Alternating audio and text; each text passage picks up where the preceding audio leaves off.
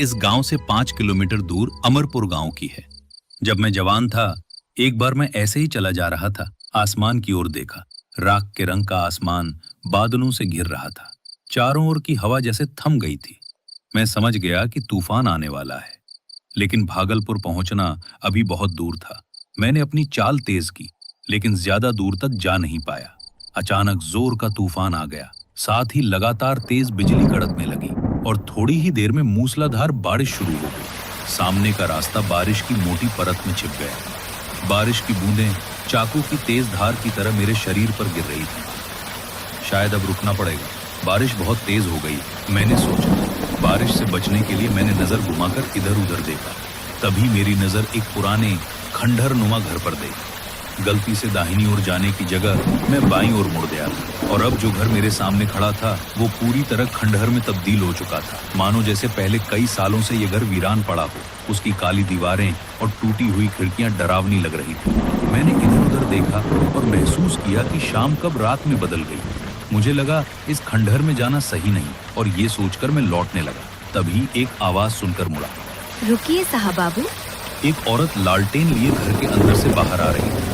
पहले तो मुझे थोड़ा डर लगा, लेकिन आग की रोशनी देखकर थोड़ी हिम्मत आई। इतनी बारिश में कहाँ जा रहे हैं? भीतर आ जाइए। लेकिन तभी फिर से एक बार जोरदार बिजली गिरने की आवाज आई। बिजली के साथ ही और तेज झमाझम बारिश होने लगी। साहब, बारिश बहुत तेज हो गई है। साहब, जल्दी से अंदर आ जाओ। कोई और रास्ता न देखकर मैं उसके पीछे चलने लगा।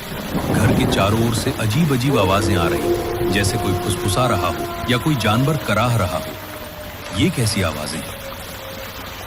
साहब, कोई जानवर होगा। आप उन पर ध्यान ना दीजिए। अंदर आ जाइए। मैं उस औरत के पीछे पीछे चल पड़ा। फिर एक कमरे में जाकर उसने बत्ती रख दी। कमरे में बस सामान के नाम पर एक चौकी पड़ी थी। मैं संकोच कर रहा था। यहाँ आकर बैठो साहब। मैंने पीछे आसमान की तरफ देखा तो अभी भी जोरदार बारिश हो रही थी। मैं न चाहते हुए भी वहां बैठ गया। वो औरत मुझसे 2 हाथ की दूरी पर खाट पर बैठी थी और मेरी तरफ देखते हुए कहा, साहब, डर लग रहा है क्या? एक गहरी सांस लेते हुए मैंने कहा, नहीं। मैंने चारों तरफ इधर उधर नजर घुमाकर देखा। मुझे उस घर में उस औरत के सिवा और कोई नजर नहीं आ रहा था। मैंने थोड़ा घबराहट के साथ उससे पूछा, आपके सिवा और कोई दिखाई नहीं दे रहा? बाकी सब कहीं बाहर गए हैं क्या? नहीं, यहाँ कोई और नहीं रहता मेरे सिवा। मैं ये अकेले ही रहती हूँ। ये सुनकर मुझे बहुत हैरानी हुई। यहाँ मुझे इस घर में औरत के साथ बैठे हुए भी एक अलग ही डर लग रहा है। और ये औरत इस घर में अकेली रहती है? पर क्यों? उसके बाकी परिवार वाले कहाँ हैं? मेरा मन था मैं उससे पूछूं, पर मेरी हिम्मत जवाब दे रही थी। फिर मैंने हिम्मत जुटाकर एक बार उससे पूछा, तो आपके परिवार वाले कहाँ हैं? उसने मेरी तरफ घूरती हुई दृष्टि से देखा, जैसे वो मेरे सवाल का जवाब न देना चाहती हो। मेरे परिवार में कोई नहीं बचा है। सबकी मृत्यु हो चुकी है। बस मैं ही हूँ जो यहाँ रहती हूँ। पर कैसे? क्या हुआ था? एक दुर्घटना में मेरे परिवार की मृत्यु हो गई थी। कैसी दुर्घटना? क्या हुआ था उनके साथ? उस दिन ऐसी ही घनघोर बारिश हो रही थी। जोरदार बिजली कड़कने के साथ ऐसा लग रहा था जैसे बादल अभी ही टूटकर नीचे गिर जाएंगे। उस जोरदार बारिश में कुछ मुसाफिर बारिश से बचने के लिए हमारे घर आए। दरवाजा मेरी दादी ने खोला था। काकी जी, बाहर बहुत बारिश हो रही है और आसपास कोई ढाबा भी नहीं है जहां हम रुक सकें। अगर आप थोड़ी जगह दे देती तो बस ये बारिश कम होते ही हम यहाँ से निकल जाएंगे। मेरी दादी को उन पर बहुत तरस आया और उन्होंने उन्हें घर में रुकने की इजाज़त दे दी। वो लोग राहगीर थे, शायद सामान पहुँचाने ले जाने का काम करते थे। काफ़ी देर से ज़ोरदार बारिश हो रही थी। इस वजह से ठंड भी बहुत थी और वो लोग बिल्कुल भीग चुके थे। इसलिए दादी माँ ने मुझे उनके लिए चाय बनाने को कहा। मैं चाय बनाकर उन सभी को चाय दी, लेकिन उन्हें देख ऐसे लगा जैसे उनकी नज़रें मुझे ही घूर रही हैं। मैंने उनको चाय दी और चुपचाप अंदर चली गई। जब तक मैं उनकी आंखों की दृष्टि से ओझल नहीं हुई, तब तक वो मुझे देखते ही रहे। मुझे उनकी नज़र ठीक नहीं लगी। मैंने दादी माँ को कमरे में बुलाया और उनसे कहा, दादी, मुझे ये लोग ठीक नहीं लगते। आपको उन्हें नहीं रोकना चाहिए।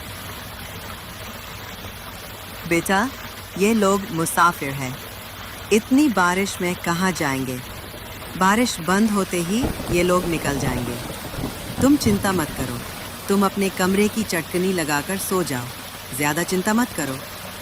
लग रहा था जैसे दादी माँ नहीं मानेंगी। मैंने अपने कमरे में जाकर कमरे का दरवाज़ा अंदर से बंद कर लिया। 2 घंटे की नींद के पश्चात मुझे एक जोरदार चीख की आवाज़ आई थी।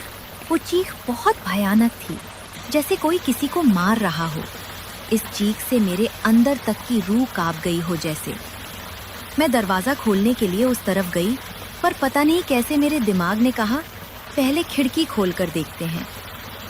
जब मैंने खिड़की से देखा तो मैं बहुत डर गई। मेरे सामने एक बहुत भयानक मंजर था। उन लोगों ने मेरे परिवार को मार डाला।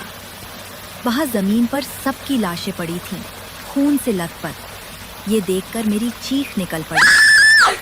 मेरी चीख की आवाज़ सुनकर उन लोगों की दृष्टि मेरी तरफ पड़ी और वो अब मेरी ओर आने लगे।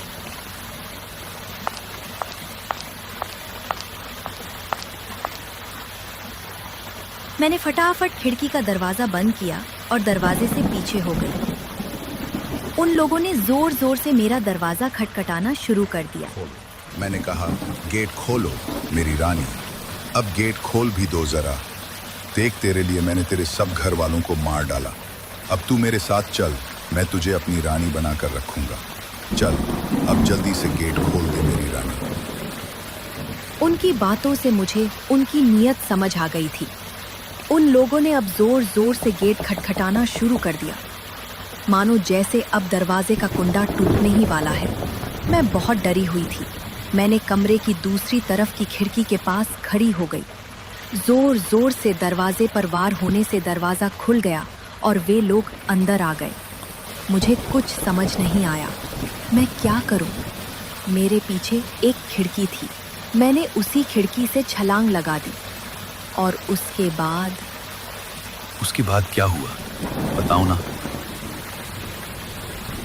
सबके बाद वो लोग वहां से चले गए और इस तरह मैं अकेली रह गई। मन ही मन सोचते हुए, बहुत बुरा हुआ इनके साथ। मैंने अपनी नजर उस कमरे में घुमाई जहां मैं बैठा था।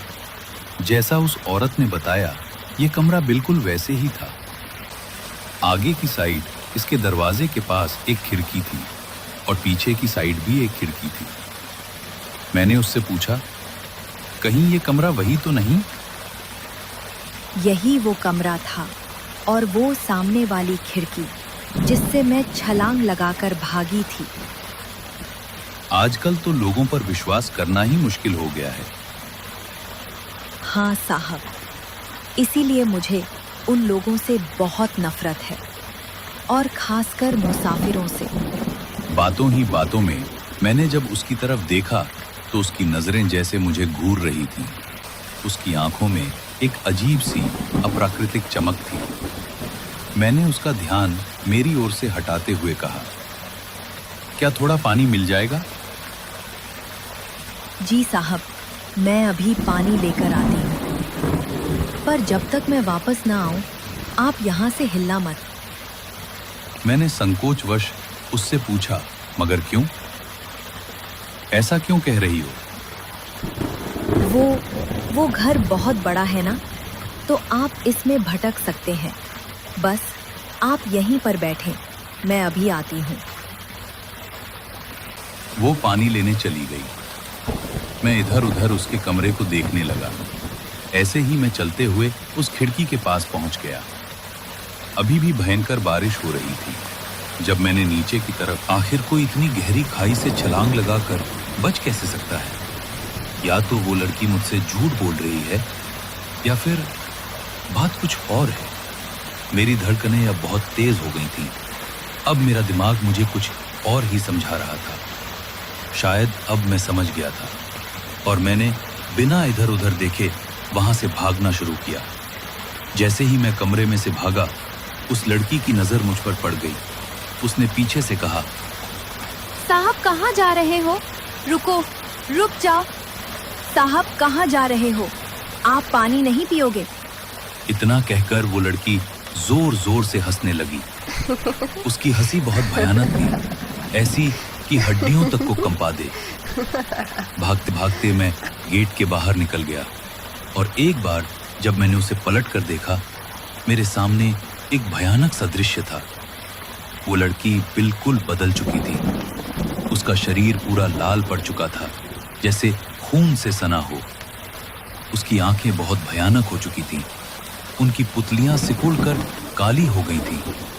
और जब मेरी नजर उसके पैरों पर गई, उसके पैर उल्टे थे। ये देखकर अब मेरा भ्रम हकीकत में बदल गया। ये जिंदा नहीं है, मैंने अपने आप से कहा। इतना कहकर मैंने फिर से भागना शुरू किया। अभी भी बारिश बहुत तेज थी। बिजली की कड़कड़ाहट मेरे डर को और बढ़ा रही थी। मैं अपनी पूरी ताकत लगाकर वहां से भागा, मानो आज जैसे जिंदगी की आखिरी लड़ाई हो। मेरी सांसें बिल्कुल फूल चुकी थीं।